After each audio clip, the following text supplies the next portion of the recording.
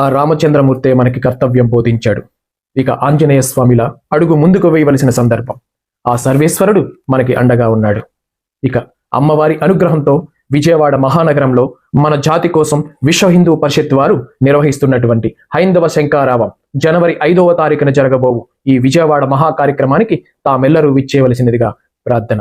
ఆ రోజు అధర్మంపై యుద్ధం చేయడానికి అర్జునుడు పూరించిన శంఖారావం, లోకకంటకులైన త్రిపురాసురులను వధించడానికి ఆ సర్వేశ్వరుడే స్వయంగా పూరించిన శంఖారావం, అత్యంత క్రూరుడైనటువంటి నరకాసురుడిని వధించడానికి ఆ శ్రీ మహావిష్ణువే శ్రీకృష్ణుడి రూపంలో వచ్చి పూరించినటువంటి శంఖారావం. ఆ శంఖారావమే దశ దిశలా వ్యాపించి ఈనాటికి ప్రతి ఒక్క హిందువు గుండెల్లో ప్రతిధ్వనిస్తుంది.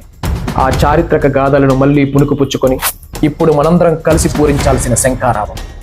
పూజా పుష్పం మనదే, భక్తి పోషణ కూడా మనదే, కానీ పాలన మాత్రం ప్రభుత్వానిదా? ఇదెక్కడి న్యాయం? బాధ్యత మనది, భక్తి కూడా మనదే, కానీ మన దేవాలయాలలో మనమే బానిసలమా? కాదు కాదు, ఇక మన దేవాలయాలు మన చేతుల్లోనే. హిందువుల ఐక్యత, హిందువుల రక్షణే మన ధ్యేయం. కలిసికట్టుగా ముందుకు అడుగు వేద్దాం, లక్షలాదిగా కదిలిరండి. మన జాతిని పునర్నిర్మించాల్సిన సందర్భం. ఈ జనవరి 5వ తారీఖున జరిగే హైందవ శంఖారావానికి అందరూ కలిసి వస్తారని మనస్ఫూర్తిగా ప్రార్థిస్తూ నేను సైతం ఈ కార్యక్రమానికి వస్తున్నాను. మరి మీరు వస్తున్నారా? జై శ్రీరామ్, జై హింద్. నేను మీ కేడిఆర్.